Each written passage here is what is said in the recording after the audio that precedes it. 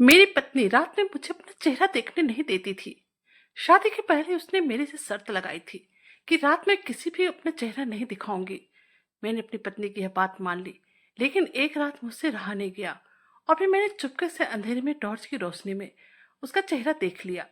और फिर जैसे ही मैंने उसका चेहरा देखा, मेरे मुंह से चीख निकल गई, क्योंकि वह तो रूही को देखते ही मैं अपना होश हवास खो बैठा था। क्योंकि वह थी इतनी खूबसूरत हसीन, जो कि मैं उसे देखता बस देखता ही रह जाता था। और फिर जैसे मैंने उसे पहली बार देखा, तो उस पर अपना दिल हार बैठा। मुझे उसके अलावा और कोई दूसरी लड़की नजर ही नहीं आ रही थी। वह मेरे दिल और दिमाग में इस कदर बैठ गई थी कि मुझे हर वक्त सिर्फ वही नजर आती थी। और फिर जैसे उसके मम्मी पापा ने मुझसे शादी को लेकर मेरी रजामंदी पूछी, मैंने जल्दी से हाँ कर दिया, क्योंकि ना करने का कोई तो सवाल ही नहीं था। और मैं बहुत ही ज्यादा खुश था। मेरी शादी उस लड़की से हो रही थी जिसे कि मैं अब बहुत ही दिलो जान से प्यार करने लगा था। एक दूसरे के साथ शादी करने के लिए हाँ हो जाने के बाद अब मैं शादी की डेट भी रख दी गई थी। लेकिन रूही के परिवार वालों की तरफ से संदेशा आया था कि शादी की सारी फंक्शन दिन में ही कर लिया जाए, कि 8 बजे से शुरू होनी थी। मुझे इस बात से कोई एतराज नहीं था, लेकिन फिर रूही की एक और शर्त भी थी।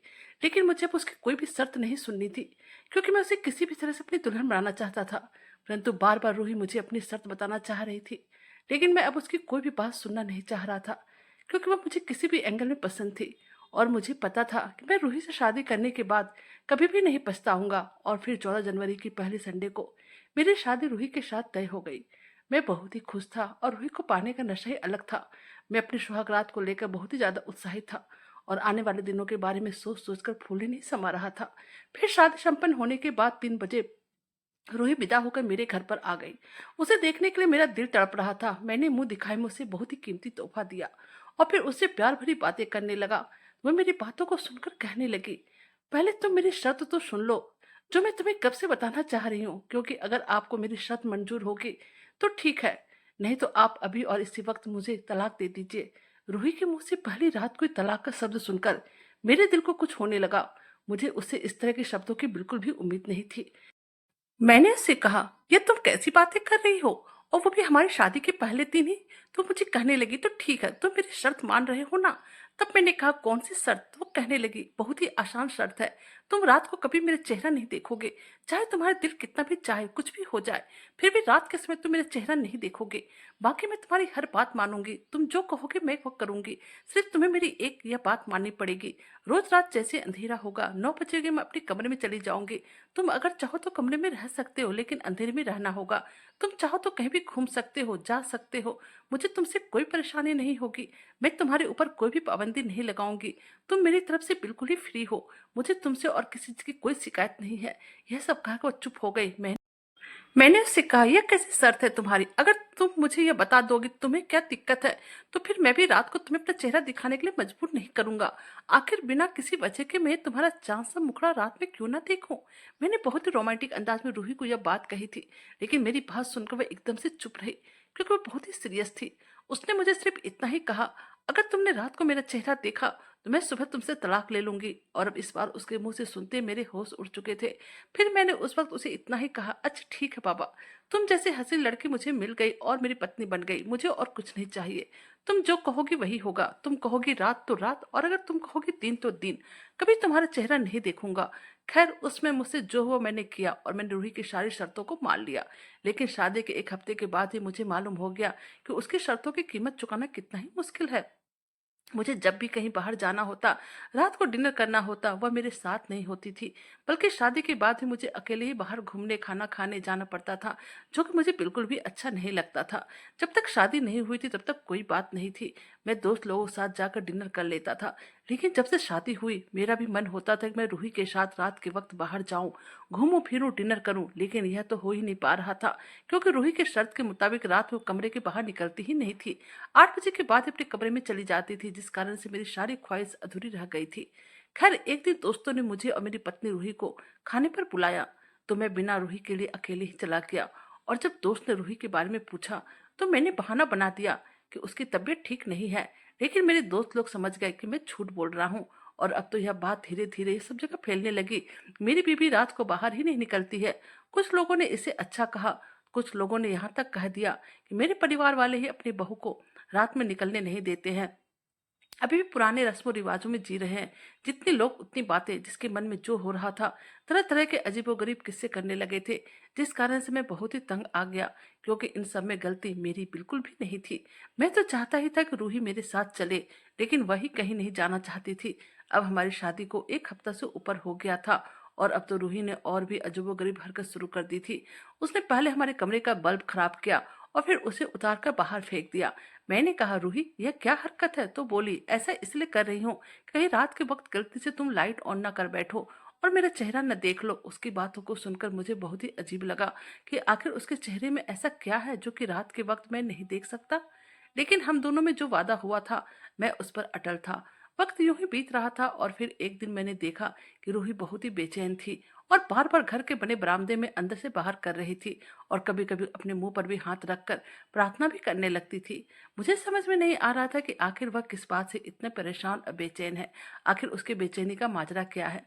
वह मुझसे भी कुछ ना कह रही थी, और मैंने भी उसे कुछ नहीं कहा। लेकिन इतना तो जान ही गया कि जरूर ही कोई बहुत ही बड़ी बात है, जिस कारण से रूही इतनी बेचैन है। उसे देखकर ऐसा लग रहा था कि वह बहुत ही बेसब्री के साथ किसी का इंतजार कर रही है, क्योंकि वह बार बार फोन की तरफ भी देखे जा रही थी। और फिर जब फोन आता तो वह बहुत ही धीमी आवाज में बातें करने लगती थी। हम दोनों में शक वाली कोई बात थी ही नहीं, इसलिए मैंने उसकी बात सुनने की कोशिश बिल्कुल भी ना की। और अब तो यह अक्सर ही होने लगा। वो बहुत ही धीमी धीमी आवाज में किसी से बात करती थी, और जब मैं आता तो चुप हो जाती थी। इसी हरकतों की वजह से अब मुझे उस पर शक होने लगा था। और एक दिन जैसे वो फोन रखकर बाथरूम में गई, मैंने आकर चुपके से उसका फोन चेक किया। वह किससे फोन पर बात करती है? पहले तो मुझे लगा कि अपने मैके वालों से बातें करती होगी, लेकिन जब मैं फोन चेक किया तो उसमें जो नंबर था वह उसके मायके वालों का नहीं था, बल्कि वह किसी और आदमी से बात करती थी। और उस आदमी से रूही ने बार बार बात की थी, क्योंकि मैंने एक दिन जब वह बात कर रही थी तो पीछे से मर्दाना आवाज सुना था, जिस कारण से मुझे अंदाजा हो गया कि रूही किसी गैर मर्द से बात करती है। और उसी दिन से मेरे दिल का चैन और रातों की नींद उड़ चुकी थी, क्योंकि रूही थी ही इतनी खूबसूरत कि कोई भी उससे प्यार करने की गुस्ताखी कर सकता था। पहले तो मैंने सोचा कि रूही से इस बारे में साफ साफ बात कर लूं, आखिर उसके मन में क्या चल रहा है, कहीं वह किसी और से प्यार तो नहीं करती है। लेकिन फिर सोचा, नहीं, मुझे छुपकर और चुप रहकर पूरी सच्चाई मालूम करनी पड़ेगी कि आखिर माजरा क्या है। और मैंने मन ही मन यह भी निश्चय कर लिया कि अब मैं किसी भी हालात में रात को उसका चेहरा देखकर ही रहूंगा, कि आखिर रूही मुझे रात में अपना चेहरा क्यों नहीं दिखाना चाहती है। यह सब सोच सोचकर अब मेरा दिमाग फटे जा रहा था। लेकिन मुझे इन सब से बाहर निकलना था, और इसके लिए मुझे बहुत ही चालाकी से काम करना था, ताकि रूही को मुझ पर शक भी ना हो और सारा काम भी हो जाए। एक दिन मैं ऑफिस से जल्दी घर आ गया तो मैंने देखा कि रूही बरामदे में बहुत ही बेचैनी के साथ टहल रही थी। और जैसे उसकी नजर मुझ पर पड़ी, मुझे कहने लगी, आप इस वक्त? आप तो रात को 8 बजे आते हैं, आज जल्दी क्यों आ गए? उसकी हैरानी को देखकर मुझे गुस्सा आया, तो मैंने कहा, क्यों, तुम मेरे जाने के बाद ऐसा क्या करती हो? मेरे आने से तुम्हें इस कदर हैरानगी हो रही है? मैंने उससे यह बात गुस्से में पूछा तो वह कहने लगी, नहीं, ऐसी कोई बात नहीं है। उसने बात को संभाल ली, लेकिन फिर उसी वक्त दरवाजे पर बेल बजी। मैंने रूही के चेहरे की तरफ देखा, उसके चेहरे का रंग डर के मारे लाल पड़ता जा रहा था। मैंने जाकर दरवाजा खोला तो सामने एक आदमी खड़ा था, जो पुलिस की वर्दी में था। उस वक्त अगर कोई और आदमी होता तो शायद शक भी करता, लेकिन इस आदमी को देखकर मुझे बहुत ही हैरानगी हुई, क्योंकि यह आदमी कोई और नहीं बल्कि मेरा दोस्त हेमंत था, जो कि अब पुलिस इंस्पेक्टर बनकर मेरे सामने आया था। हम दोनों एक दूसरे को काफी समय से जानते थे, और मेरी उससे बराबर बातचीत भी होते रहती थी, मगर काफी दिनों से मुलाकात नहीं हुई थी। लगभग हमारी मुलाकात को 2 साल हो चुके थे। मुझे पता था कि मेरा दोस्त हमारे इलाके में सब इंस्पेक्टर है, मगर काम की वजह से मेरी उससे मुलाकात नहीं हो पाई थी।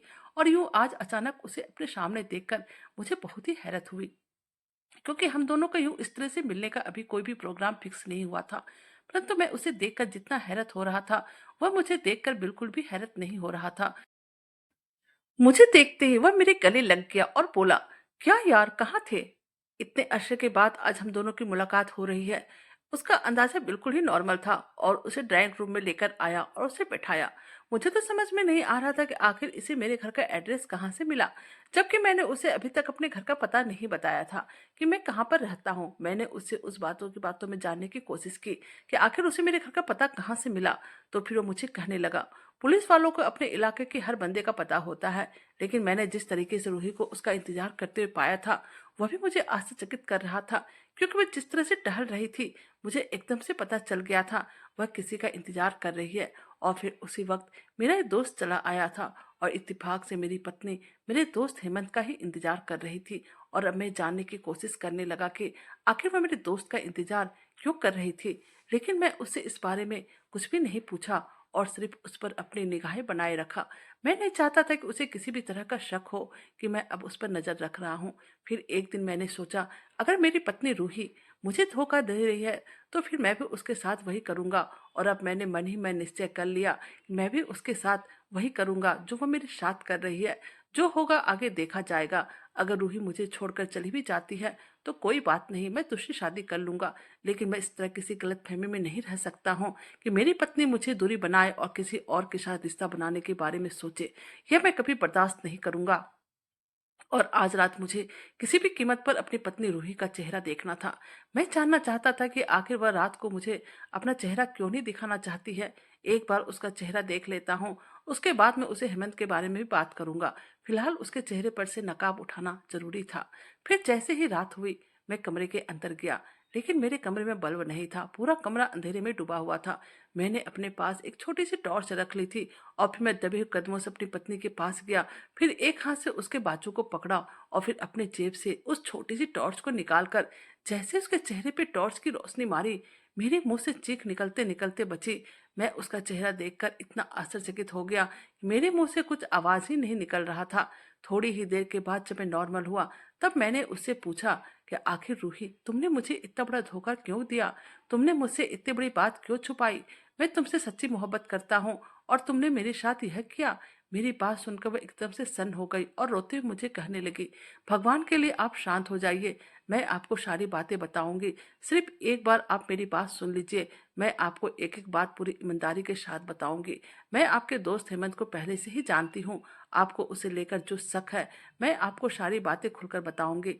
उसने रोते रोते अब मेरा हाथ पकड़ लिया था और मैं उसे यूं रोता न देख सका और चाहकर भी उसे अपने से दूर न कर सका। फिर मैंने उसे कहा, ठीक है, जो भी बातें तुम मुझे आज खुलकर बताओ, और भगवान के लिए एक भी बात आज मुझसे मत छुपाना, क्योंकि तुमने अभी तक सिर्फ मेरा प्यार देखा है, गुस्सा नहीं देखा। मैंने उसे सारी बातें बहुत ही आराम से कही थी, क्योंकि मैंने सोच लिया था कि अगर यह मुझे धोखा देगी तो मैं दूसरी शादी कर लूंगा। किसी धोखेबाज के कारण अपनी जिंदगी बर्बाद नहीं करूंगा। और फिर रूही ने जो बात मुझे बताई और सुनाई, उसे सुनने के बाद मेरे तो होश ही उड़ गए। वो कहने लगी, मेरे मम्मी और पापा दोनों ही अच्छी कंपनी में जॉब करते थे और अच्छा खासा पैसा कमाते थे। आपको तो पता ही होगा कि हम लोगों की फैमिली कितनी रिच फैमिली है। पापा मम्मी हमेशा अपने काम में बिजी रहते थे और मुझे नौकरानी के भरोसे पर घर पर छोड़ देते थे। मम्मी से बात करने जाती तो नोटों की गड्डी थमा देती थी और कहती थी, जाओ जाकर शॉपिंग करो, दोस्त लोगों के साथ एंजॉय करो। मेरे पास इतना वक्त नहीं है कि मैं तुम्हारे साथ कहीं पर भी जाऊं या तुम्हारे पास बैठकर बातें करूं। लेकिन मैं तो सिर्फ माँ का प्यार चाहती थी। मैं चाहती थी कि मेरी मम्मी औरों की मम्मी के जैसे मेरे से दो पल बैठकर बातें करे, मेरे सर पर प्यार से अपना हाथ रखे। लेकिन यह सब मेरे नसीब में लिखा ही नहीं था। घर में किसी चीज की कोई कमी नहीं थी। कमी थी तो सिर्फ प्यार की। और फिर ना मुझे मेरी माँ का प्यार मिला और ना ही मेरे पापा का, क्योंकि वह दोनों कभी भी घर पर रहते ही नहीं थे। सुबह सुबह निकल जाते और देर रात तक लौटते थे। यह सब देखकर मेरे अंदर एक मायूसी सी छा गई। पहले तो मैंने अपने घर के नौकर और नौकरानियों के साथ दोस्ती की, लेकिन फिर मुझे एहसास हुआ यह लोग सिर्फ पैसों को लेकर ही मेरे साथ बने रहना चाहते हैं। यह लोग मेरे जज्बात का एक जरा भी कद्र नहीं करते। फिर मैंने नौकर और नौकरानियों से बात करनी बंद कर दी। अब मैं पूरी तरह से मायूस हो चुकी थी। फिर मैं कभी सोचती कि मैं मम्मी के ऑफिस चली जाती हूँ, वहीं पर जाकर उनसे बातें कर लिया करूंगी। लेकिन उन्होंने मुझे अपने ऑफिस में भी आने के लिए सख्त मना किया था और मुझे कहा था कि अगर कोई इमरजेंसी पड़ी और तुम्हें ऑफिस आना पड़ा पहले तुम मुझे बता देना, बिना बताए मेरे ऑफिस में कभी भी मत आना, क्योंकि मुझे हजारों काम होते हैं। मैं तुम्हें समय नहीं दे पाऊंगी। पापा भी अपने काम में बिजी रहते थे। एक दिन मुझे एक जरा भी घर में मन नहीं लग रहा था। सोचा कि मम्मी को फोन करूंगी तो हो सकता है मम्मी आने के लिए मना कर दे, और मुझे मम्मी से मिलने का बहुत ही ज्यादा मन कर रहा था। ऐसा लग रहा था कि मैं जल्द से जल्द उनसे मिलूं, इसलिए मैंने उन्हें फोन नहीं किया और जल्द से अपनी गाड़ी निकाली और मम्मी के ऑफिस चली गई। मगर जैसे ही मैं उनके ऑफिस के दरवाजे से अंदर घुसी, अंदर का मंजर देखकर मेरा दिल बुझ गया। मैं अपनी मम्मी के बारे में ऐसा कभी भी नहीं सोच सकती थी। मैंने कभी नहीं सोचा था कि मेरी मम्मी मेरे पापा को इस तरह से धोखा देगी, क्योंकि मेरी मम्मी अपने ही ऑफिस के पार्टनर के साथ उस वक्त रोमांटिक पल बिता रही थी, और अब मुझे अपनी माँ से सख्त नफरत हो गई। मेरे दिल में उनके लिए जो इज्जत थी वह अब जा चुकी थी। मुझे अपने मम्मी पापा दोनों में से किसी का साथ नहीं चाहिए था, क्योंकि वह दोनों सिर्फ भलाई का पाठ पढ़ाते थे, लेकिन अंदर से कुछ और ही थे। और उनका किरदार कितना भयानक था यह कोई सोच भी नहीं सकता था। और फिर जैसे मुझे मेरी मम्मी से नफरत हुई, मेरे अंदर एक अजीब सी ताकत पैदा हो गई, और अब मैं अपना टाइम पास करने के लिए रात में नाइट क्लब जाने लगी। मैं बहुत ही मेकअप करके, स्टाइल मारकर नाइट क्लब जाती थी, और मेरे रूप रंग को देखकर हर कोई मेरी तरफ खींचा चला आता था। मैं खुद को नुकसान पहुंचाकर अपनी माँ से बदला ले रही थी। अब मैं देर रात तक बाहर रहने लगी थी, और जो मेरे मन में आता था मैं वही सब करती थी। मुझे कोई भी रोकने टोकने वाला नहीं था। पैसों की कोई कमी तो थी नहीं, इसलिए मैं नाइट क्लब में पैसे भी जमकर खर्च करती थी। मैं नशे की आदी हो चुकी थी। उस रात भी मैंने इस कदर नशा कर रखा था, मुझे अपना कोई भी होश नहीं था। और कि ऐसे वक्त में लड़कियां अपना इज्जत खो बैठती है। मैं इस कदर नशे में थी कि अगर मेरे साथ कुछ गलत भी हो जाता तो भी मैं कुछ नहीं कर पाती। लेकिन इस मामले में बहुत ही खुशकिस्मत थी, क्योंकि नशा करके मैं बेहोश हो गई थी और मुझे कुछ भी होश नहीं था। सुबह जब मेरी आंखें खुली तो मेरा दिल ही धड़क सा गया, क्योंकि मैंने अपने आप को एक गद्देदार बिस्तर पर देखा था। लेकिन उस बिस्तर पर सिर्फ मैं अकेली थी और कोई भी नहीं था। मैं उस कमरे में उस बेड पर अकेले ही लेटी हुई थी। फिर मैंने कमरे में इधर उधर नजर दौड़ाई, तो ऐसा लगा जैसे कि मैं किसी मुसलमान के घर में हूँ। और फिर उसी वक्त एक लड़का मेरे सामने आया, और वाकई में वो लड़का मुसलमान था, क्योंकि उसके चेहरे पे दाढ़ी बनी हुई थी और उसने एक जालीदार टोपी भी पहना हुआ था। मुझे देखकर उसने नजरें नीची कर ली और कहने लगा, कल रात मैंने अपने मजबूरी की वजह से नाइट क्लब किया था, क्योंकि वहां पर मुझे कुछ काम था। लेकिन वहां पर मैंने आपको बेहोश पाया, तो आपका ख्याल करते हुए आपको अपने घर पर ले आया। उम्मीद है कि आप ठीक होंगी। चलो मैं आपको आपके घर छोड़ आता हूँ। परंतु नौजवान पर मुझे सख्त गुस्सा आया, और फिर उसका हुलिया ऐसा ही था। मुझे उससे और भी नफरत महसूस होने लगी। उस दिन तो वह मुझे घर छोड़कर चला गया था, लेकिन मुझे उससे बिल्कुल भी कोई हमदर्दी ना थी, और ना ही मैंने उसका शुक्रिया अदा किया, क्योंकि वह मुझे बिल्कुल भी पसंद नहीं था। क्योंकि मेरी माँ उस दिन ऑफिस में जिसके आगोश में थी वह भी कोई दाढ़ी वाला ही था, और मुझे उस दिन से ही उस कौम के लोगों से नफरत सी हो गई थी। और आज इस नौजवान का हुलिया भी बिल्कुल उसी की तरह ही लग रहा था। इसकी भी दाढ़ी उसी की तरह थे।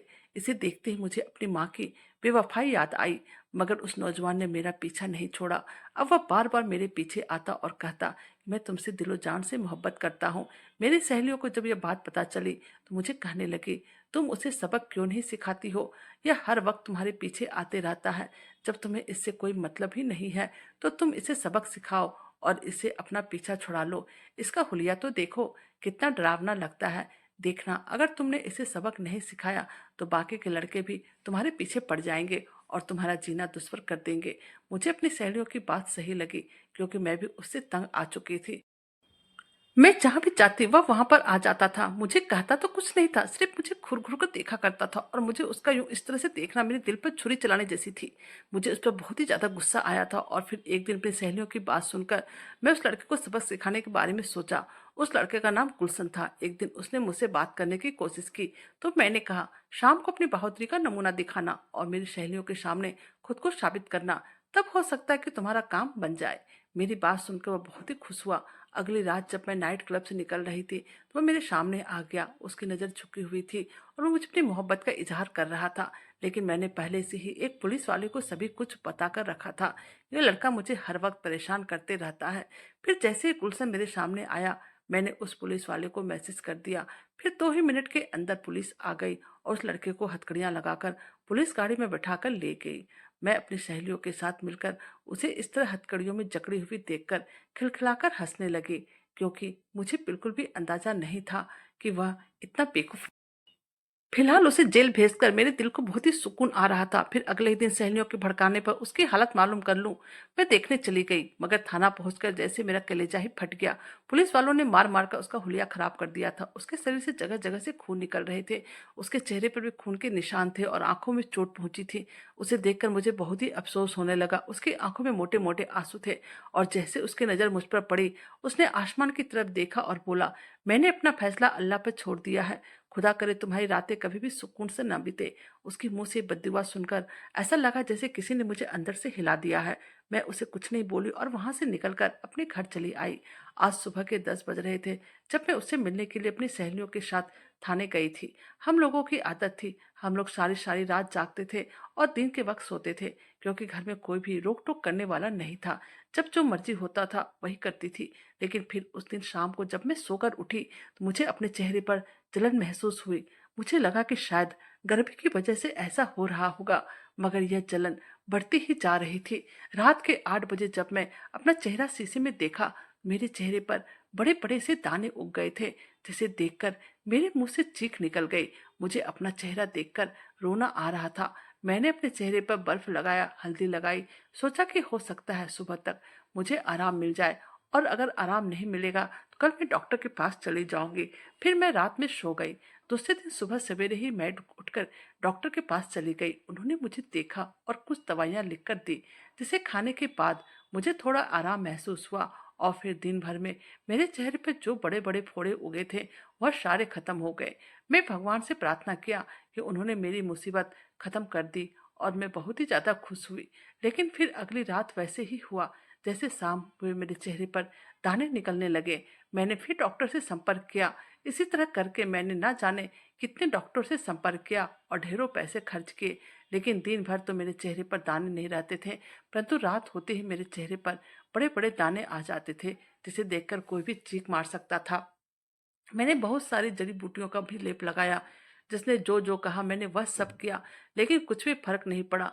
दिन भर तो मेरा चेहरा चांद की तरह चमकता था, लेकिन रात होते ही इस चांद से चेहरे पर कालिक लग जाती थी। फिर मुझे समझ में आ गया, मुझे उस लड़की की बद्दुआ लग गई थी। भगवान ना जाने अब वह किस हाल में होगा। मैं चाहती हूँ कि वह मुझे एक बार मिले और मैं उससे माफी मांगू। रूही की ये सारी बातें सुनकर मैं बिल्कुल ही हक्का पक्का रह गया। रूही इस कदर तेज लड़की होगी मैं तो कभी सोच भी नहीं सकता था। सकल सूरत में बेहद मासूम लग रही थी। फिर उसकी उम्र भी 20 साल के आसपास होगी। फिर उस वक्त मुझे एहसास हुआ किसी की मासूमियत का ताल्लुक उम्र से नहीं होता है। अपनी बीबी के मुंह से उसकी कहानी सुनकर मेरा दिल बहुत ही उदास और मायूस हो गया था। फिर मैंने अपने दोस्त हेमंत के बारे में पूछा तो उसने मुझे बताया वह हेमंत से गुलशन के बारे में मालूमात करते रहती है। गुलशन कहाँ गया किसी को भी अभी तक पता नहीं चला है, और हेमंत भी उसी के बारे में पता लगाने का कोशिश कर रहा है। फिर हेमंत ने भी मुझे यकीन दिलाया कि रूही जो कह रही है बिल्कुल ही सच कह रही है। लेकिन मैं अपनी पत्नी पर पहले की तरह एतबार नहीं कर पा रहा हूँ। मैं रात को भी उसका चेहरा नहीं देख पाता तो मुझे अजीब सी अधूरापन महसूस होता है। मेरा भी जी करता है कि मैं और भी पतियों की तरह रात में अपनी पत्नी को बाहों में भरकर उससे प्यार भरी बातें करूं, उससे अपनी मोहब्बत का इजहार करूं।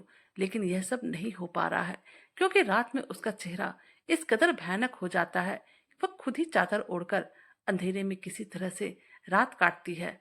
कभी कभी मेरा जी करता है कि मैं तुझसे शादी कर लूं, लेकिन फिर जब रूही को उस हालत में देखता हूँ तो सोचता हूँ कि इन सब में उसका क्या कसूर है।